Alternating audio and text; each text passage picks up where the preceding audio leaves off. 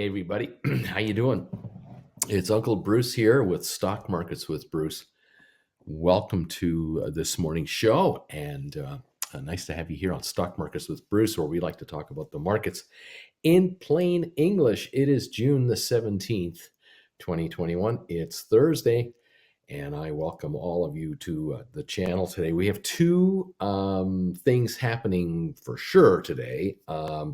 The beginning of trading for 23Andme, VGAC, that symbol shift is happening, and the beginning of trading for ATI Physiotherapy, ATIP, that was FAII, Fortress. So Fortress and Virgin, we're going to say goodbye to those two stocks as SPACs and say hello to two new companies coming on the market today.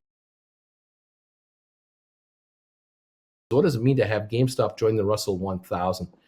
It just means that the stock's value is now, the company's market cap has grown to a point where it now becomes a larger company. It's now part of the 1,000 largest trading market cap companies to join the Russell 1000.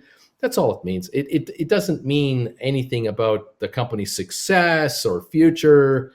Obviously, you do not need to be a profitable company to be part of the Russell 1000. It looks like just market cap is good enough to get you in, from what I can tell. But to me, it's another step up for GameStop.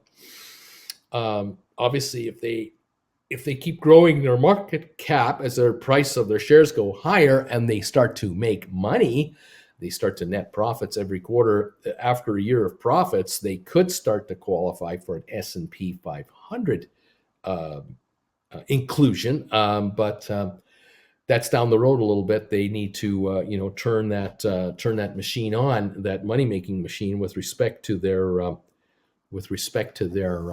online e-commerce business. That's where it's going to come from, and we'll see what happens.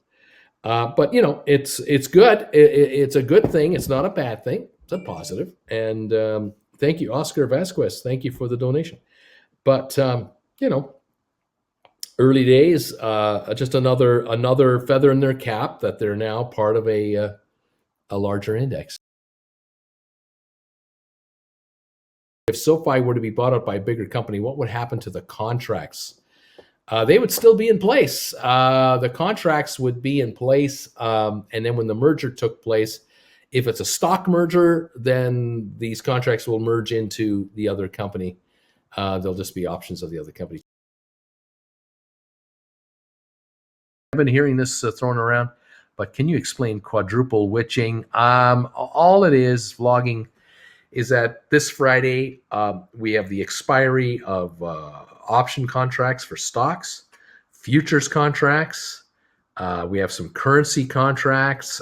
We have various contracts for various entities, all maturing out. And it's possible that we have a realignment happening on Friday for some index funds. It's the end of the second quarter. This is June, and the end of the second quarter means realignment for the Russell 1000, the Russell 2000, the S&P 500, and all the sub-indices. And so ETFs and index funds will be doing a bunch of juggling on Friday with their accounts to realign themselves. Can someone tell me if you have a 3-month call contract and the stock spikes, so you can sell to close at any time? 1 month, if you're afraid it'll go back down, you sell your contract anytime you want. Anytime. You can buy that contract every day, in and out. You can trade that thing on day trading, in and out, all you want. You could buy a call contract on any stock you want, with any expiry date and any expiration date, and you can day trade them like stocks. You can momentum trade contracts. Yeah, you can do anything you like, depending on how liquid they are, how quick they trade. My AMC covered call is expiring tomorrow. Strike price is in the money at 40. I received 422 premium. What should I do? Should I let it expire, and should I be taken out at 40? Okay, the stock's at 55.84. So you're in the money on the contract. I think you wait until tomorrow. And you've got a couple of options. You could either buy the contract back sometime tomorrow, depending on where the stock is. If the stock backs off to 50, you'll have a $10 premium on the contract. Hopefully no additional premium on top of that, just book value. You could then theoretically buy back that call, turn around right away and write a call for a couple of weeks out at say 50 or 55, and you could, or maybe 60 even, and maybe you can bring in a premium equal to what you're paying to get this one back, and you're now taking yourself out at $55 or $60 on the rollover. That's one option. Another option is you go further out in time, and you buy this call back, and then you immediately write a call that has 2 or 3 months to go, 4 months to go, at $60 or $70, and maybe you can get higher than what this contract will cost you. Maybe you can get $15 or $20 in premiums by paying 10 and getting 15 in, so you'll be plus $5 in cash coming into your account. That might be a way to play it forward, and to write a much higher contract on the stock, a higher strike price. Okay, that might be an idea. Do you recommend covered calls or buying them on margin? Well, Susan, if you can write covered calls on GameStop, like $300 covered calls, 280s, 320s for like a month or two out, you can get some nice premiums. Use that money to buy call contracts on these SPACs going out to next January. I like that strategy. I really do. Utilize the value of GameStop and be paid to hold it from option players, and turn around and now pick up contracts for down the road on these SPACs. Excellent leverage from one stock to another. If my contract expires in the money, do the shares automatically go into my account, or do I have time to purchase the shares later?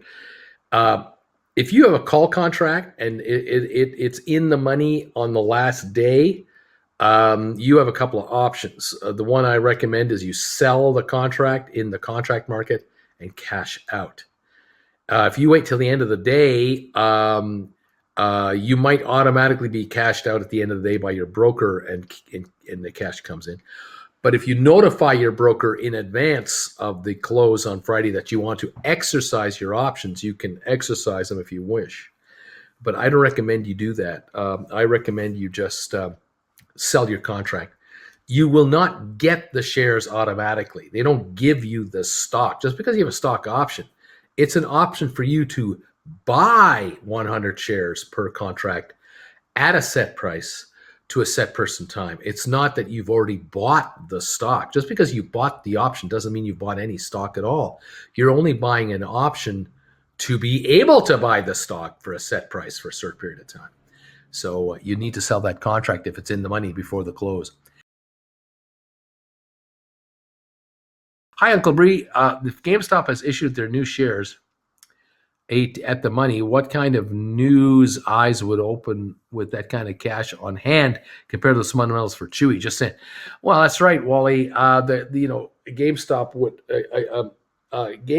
would then have $2 billion cash on hand with the sale of these shares. $2 billion in hand could change their appetite for whatever they're going to grab their hands on. We'll have to watch for that. That is possible. Thank you, everybody, for that. If you'd like to talk to me about a 1 hour session, you want to get together with me, send me an email through my email address, which is right here. It's the old school hotmail.com email address. Send me an email. Say, Bruce, I'd like to talk to you on a one-on-one session. When can you book me in? I'd like to make a reservation and lock it in right away.